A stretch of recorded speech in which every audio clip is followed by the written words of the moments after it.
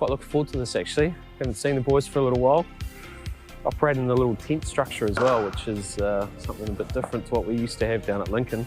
I believe Kane's here as well, so I'm looking forward to seeing him bat. Always used to love with Kane. We used to joke about he would bat with like a pillow in his hand, those soft hands that he's got, so let's see if it's still the same. Always love watching this guy play, and typically he's still the last one at the net, so I thought I was going to have someone to throw for me, but I think I'm going to have to throw myself to you, Kano. So if you don't mind, mate, just to remind myself of what your game's all about, we'll jump in and have a bit of a bash. It's my first set of throwdowns from you in 10 years, I reckon. All right. I'm just going to throw a few at you. Please don't hit me.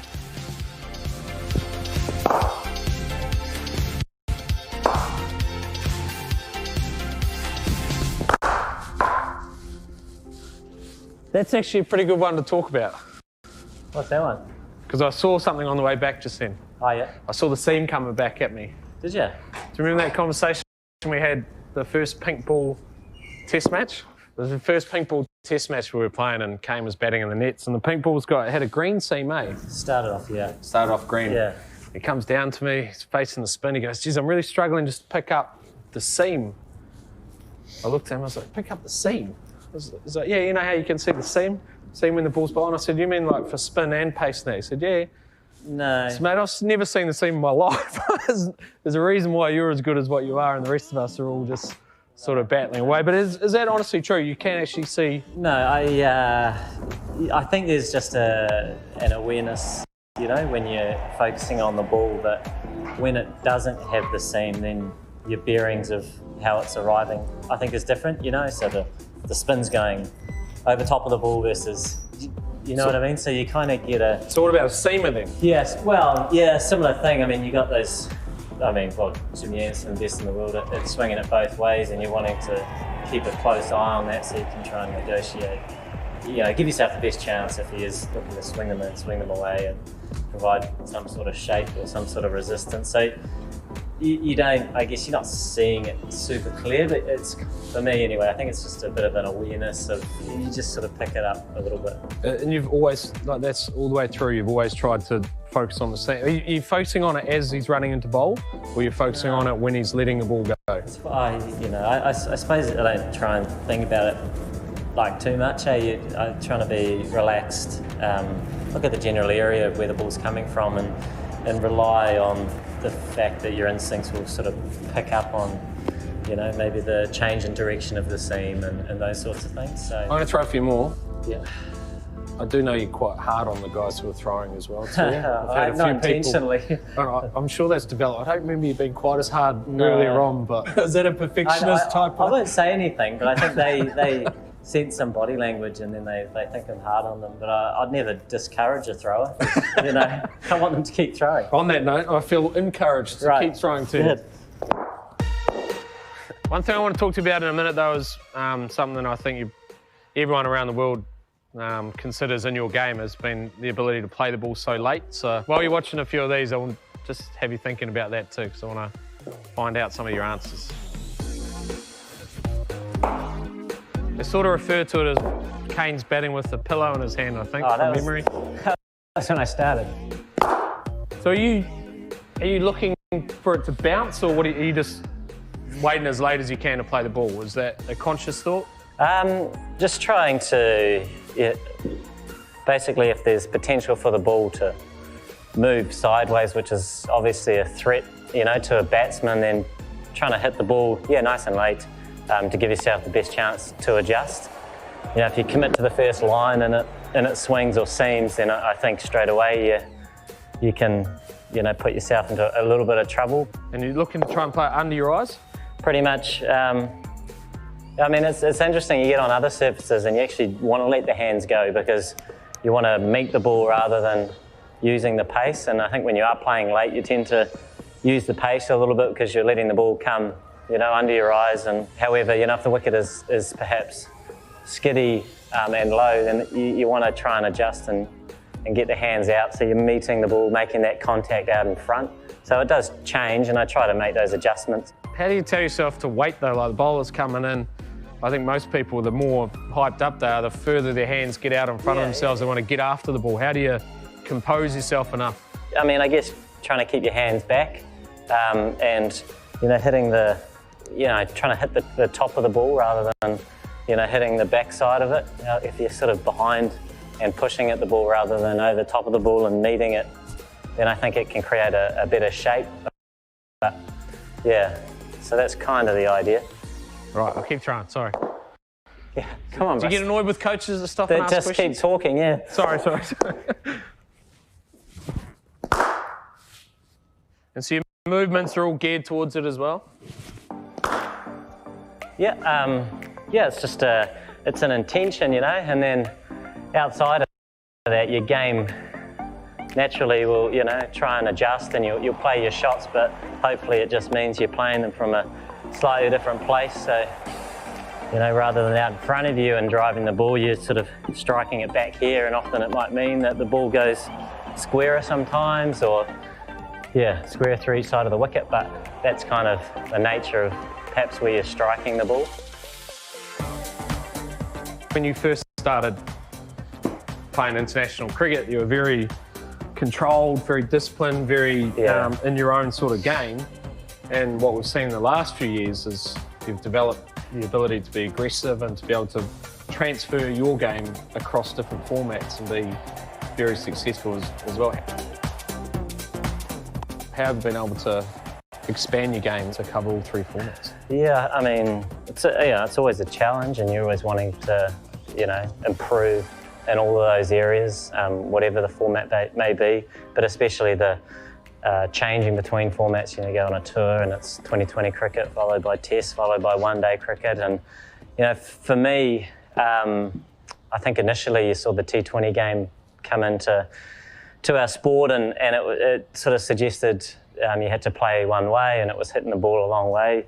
You were fortunate enough to be blessed with power and fast hands, and you know, that's one example. And then, you know, you were trying to then, in your own mind, find ways to try and be effective, try and offer to your team, you know, as well as you can with the skill sets that you had. Playing with you and watching you in the last few years as well, you always look like you've got, no matter how hard you're having to travel with your skill, you've always got a calm presence and an understanding of what the game requires of you and your team at that point in time. Is that a conscious thought? Yeah, look, I think decision making is the most important thing, and I think when you are calm, then it does give you the best chance to make good decisions, whether your game is feeling particularly good in the nets or not. When you're a little bit younger and get quite caught up in your game, just having that open mind of, hang on, what it is that you're faced with, what's the threat, or the key threat, you know, that you might need to look to address on the ever-changing conditions that, you know, playing the international game kind of forces you to try and learn quickly. All right, that's good, mate. We'll have a few more throwdowns and see if anything else comes up. Yeah. But yeah, my shoulder's getting a bit sore. Yeah, 3 throws in. Right.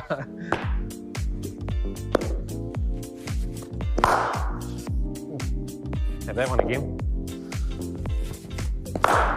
T20 cricket. Yeah. Your setup doesn't really change in all of the formats, does it? You got the same, and from when you started your career to now, it's pretty similar, isn't it? I think the fundamentals probably haven't changed. My body's, I guess, changes a little bit, and you just, you know, try and access and get your body into positions to hit the ball in certain areas, but maybe a little bit more movement in T20, but the setup pretty much the same, yeah. So you're just trying to feel a balanced position with that setup of yours? Yeah, and play nice and straight, and then I think, you know, that gives you a pretty good opportunity to access those other areas. Yeah, and then the situation then, you know, throws you into a whole different set of decision making and the areas you're looking to access, but right here and now with the throws that you're giving me, I'm just trying to play nice and straight and fundamental focus, really. And not really move until you get the length and the line of where it's... Yeah, just be nice and still. And pick the seam up helps, I suppose. Watching. That could have been a lot harder, so don't complain. Shot.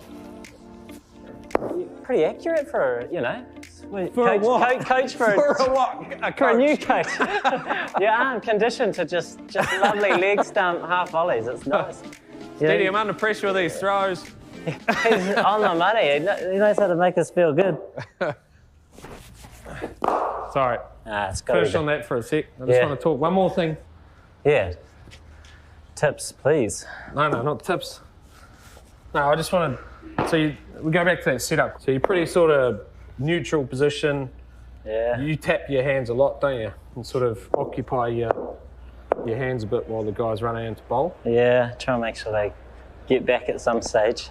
But you've always seemed to have like really soft hands. I sort of compare it to, say, if I want to talk about myself here, Kane, compare it to my setup, which was a bit more sort of belligerent. Jeez. You know what I mean? Like sort of my hands slightly apart, and I was thinking I've got to try and get them before they get me type mentality. Yeah. Mainly because I couldn't see the seam, couldn't play the ball late, and didn't really have any finesse. But so sort of that style of play versus your style of play, which is more measured and calculated in neutral positions, nice soft hands, and a bit more precise kind of setup. Yeah, I mean, if I could do it like you, then that, you know, but I didn't have an option. but that's the beauty of the game, isn't it? That everybody does it differently, and you've got, you know, your way of doing it, and it was to make sure you threw that first punch, and then you know. I remember we played that game, one of your last one maybe, and it was on that green seamer, and I faced 70 balls and got 5 runs, and you faced 70 and you're on 130, so I was sort of questioning my options actually. But it was, you know, a very different approach, and that's, you know, your decision making drives it, and then you realise sometimes actually, you know, if adversity's sort of thrown at you to a point where the defensive option isn't a good one, then, you know, you might force yourself to try and throw that first punch. So that's Kane, the batsman, in terms of his own approach, but like putting together a team as a captain, do you sort of look at it and go, okay, we need a type of player like this, and we need to couple him with this sort of player to try and get the ingredients to try and make the best side? In an ideal world, yeah, but I think, as you know, and that in New Zealand it's not always the easiest way with the volume of players that you have, and you know, something that you've spoken a lot about, and it's still very, very important today, is the character and the role that's important, you know, and so you see people come in and feel like they belong, and all of a sudden pick up some slack and do some pretty awesome things, and I think that character in the person is probably more important than, you know, maybe the style of play. You just adjust and adapt and do as best you can with what you have, and that's, you know, just that ever-growing piece in terms of a culture that you're trying to keep putting into. 2019 World Cup, watching you guys, I don't necessarily think you were the best team in the tournament, but you were able to We weren't ranked number one. No, you weren't ranked number one, but you had a lot of experienced players, and you gave those key moments, I think, of like the semi-final, for instance, and most people would have ridden you off halfway through that game, but because of your experience in the tactical elements, you worked out what to do. Yeah, adapted and perhaps made some good decisions, and as you know, you make one good decision and it can go a long way, you know, and I reflect on that tournament. It was a real sort of game of chess, you know, where it was just adapting on a day, and teams are on very different wickets, and it was, you couldn't go in with any preempted ideas, you know. Everybody thought it was 350, and then you reflect back to our previous one, which the unknowns that were there as well. So we had a lot of experience and a lot of problem solvers, but we'd never been in that territory before, So there was that factor, whereas I think that was a positive experience going into the next World Cup, where you had a number of guys that had been there. However, there were some other challenges, like you say, where perhaps we weren't the most gifted team or ranked number one, but, you know, in our own way, we could be very competitive and try and do it, you know, in a way that was suited to us. I don't want to keep going back to it, because come on, bro. What it would have been like if you had won that World Cup? Who, us or England? That's quite good. It was, you know, a spectacle that obviously offered to so many people, and you happened to be, you know, a part of playing in it. And so the emotion that you felt wasn't probably quite like people watching it, you know, and the Kiwi supporters and the English supporters and the roller coaster that they were on. And so you were just looking at the next step and you know, how can we be good here and obviously make a difference and all that sort of thing as a player. And you know, it's still one of those games that the context around it, World Cup final, I mean, even if it was a game on just on your average Wednesday, it still probably wouldn't have made a heap of sense in terms of how it was decided. But you know, it was still an amazing thing to be a part of. And you know, I know guys will reflect back on it pretty fondly, and there were just, you know, there were a lot of uncontrollables like in any game of cricket that I do think happened really late in the game, which probably meant it was very hard to make some sort of strong adjustment to shift that momentum. And it was you know, it was an amazing game. But yeah, I don't know, how did you think about it? No, I agree with you. Yes. I guess the thing I sort of look at is I go, does winning that World Cup or not define Kane Williamson, define his cricket team? I don't necessarily think it does. I think what defines you guys is what you've been able to do year on year, and that's inspire the next generation of cricketers. I think the way that you've handled yourselves throughout the whole thing, you threw as many shots as you could from on the field, but then the way you carried yourselves as people and as leaders off the field was admired the world round. And I think that's more important than whether you stand up on the podium with the trophy or not.